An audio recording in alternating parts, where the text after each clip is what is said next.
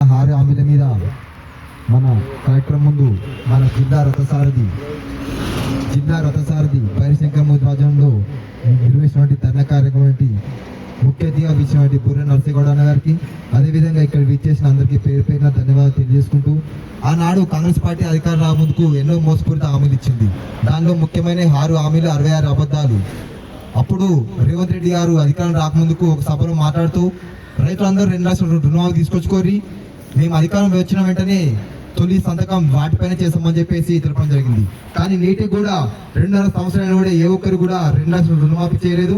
కావున రేవంత్ రెడ్డి గారు మీరు ఆనాడు రైతులకు ఇచ్చినటువంటి హామీ రైతుల 2 లక్షల రుణమాఫీ వెంటనే నెరవేర్చాలని చెప్పేసి మేము భారతీయ జనతా పార్టీ డిమాండ్ చేస్తున్నాము.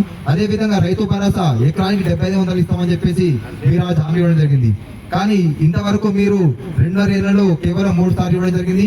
కావున ప్రతి రైతుకు మీరు 2 దఫాలు బాగురు. కావున మీరు ఇచ్చిన హామీ ప్రకారం వెంటనే 70,000 రూపాయలు రైతు భరోసా ఇవ్వాలని చెప్పేసి మేము తెలపడం జరుగుతుంది.